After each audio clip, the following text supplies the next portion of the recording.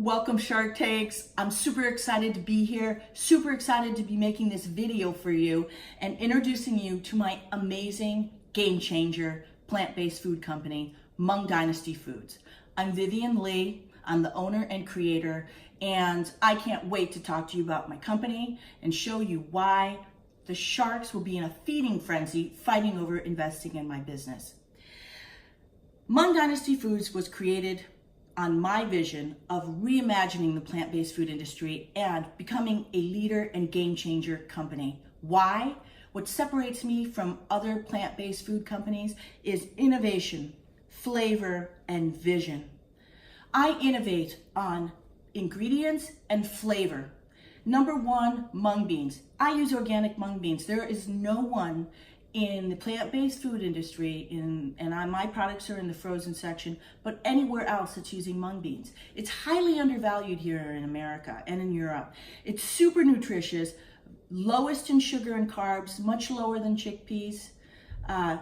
It's great for people who have sugar sensitivities, very heart healthy, packed with vitamins and minerals. Okay, there's the health benefits. What can we do with that? Because you know what? Americans aren't going to eat plant-based food unless it tastes good. And that's where my innovation and what separates me from other companies is my flavors. They are off the charts, insanely delicious, lip-smacking wonderful. I don't do meek on flavors.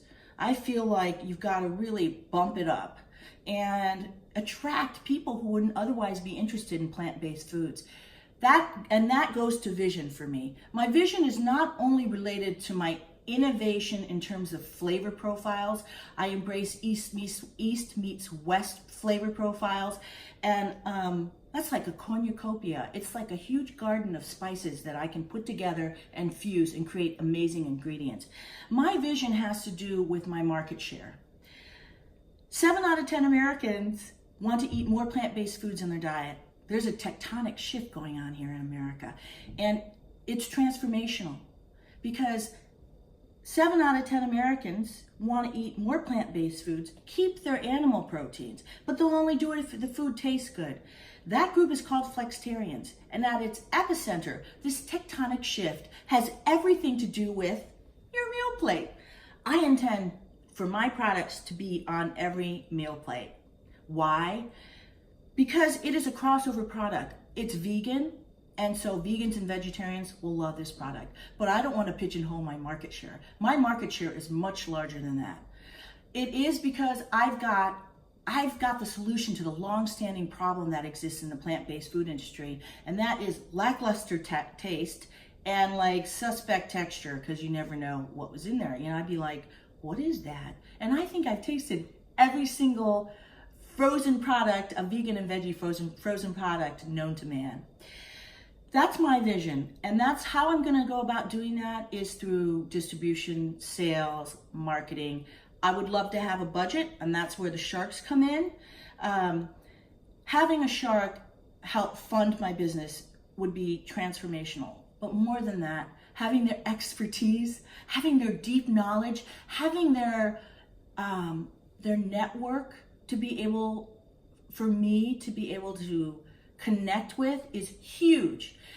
In return, I have a business that has unlimited potential. I don't know if you were aware of this. Yesterday, Beyond Burger issued its IPO. It was the stock share was valued at $25. As soon as it hit the market, it went to $48, and then after that, it went up 160%. It went all the way up into the mid-70s per share. Beyond Burger has held steady. It didn't lose its revenues. It is still trading twice as high than its expected stock price.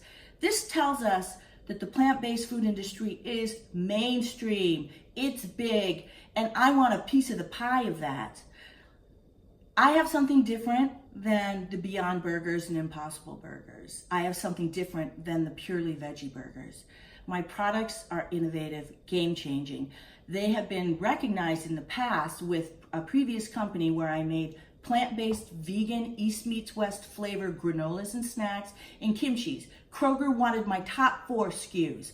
I got a great shout out from NPR. on their national public radio show about my savory snacks.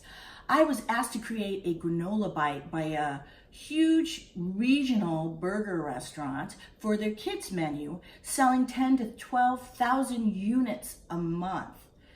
I won a finalist award from the Good Food Foundation for my products. My products are sustainable. I use mostly organic ingredients as well. I hope that the sharks get a chance to taste my product. I hope you get a chance to taste my product, because it is not just about how delicious it is. When you eat my food, you'll know who I am.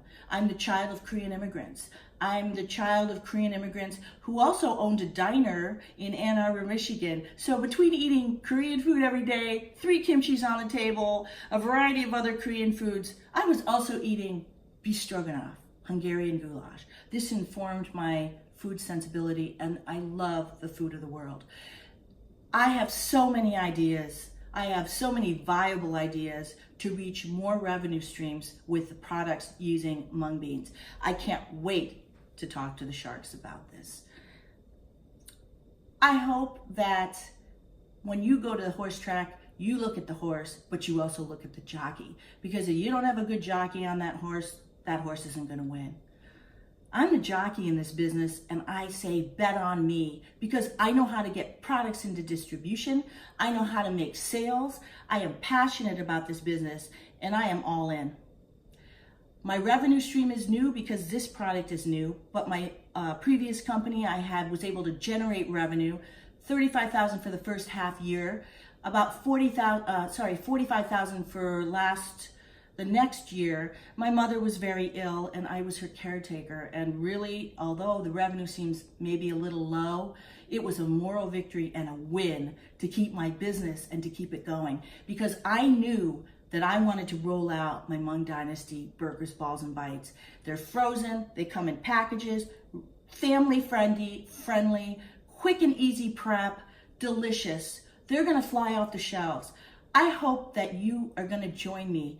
I hope a shark is gonna wanna be in on the action and be ahead of the curve. Help me create a new category in the plant-based food industry. I expect revenues this year to be, from now to the end of the year, $50,000 to $100,000. With funding, I would expect it to be $150,000 this year. Next year, $250,000 to $500,000. I am fully in on this now. I've got all my faculties and all my time that I can devote to this business again. My mother passed away in November. She's still telling me what to do. I can hear her. And she's still guiding me. I want to make her proud. I want to create a legacy that honors my Korean culture and food roots. And I love riffing off of my favorite Korean dish, and by making these mung bean burger, balls, and bites, because I vivified it, I veganized it, and I did not sacrifice one drop of flavor. So come join me on this ride, sharks. Thanks so much for your consideration. Can't wait to see you at Shark Tank.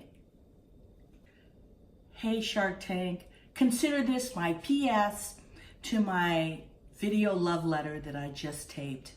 I wanted to address what I'm going to use the $250,000 investment for from one of the sharks, or one or more of the sharks.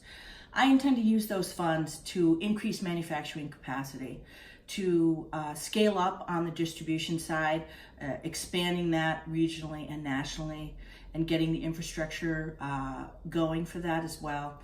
Allocating some funds for R&D. There are so many other revenue channels, revenue streams that I want to tap into. I know where to go and I know what to do, and I just need some help. Finally, a line item budget for marketing and sales support. Thank you so much.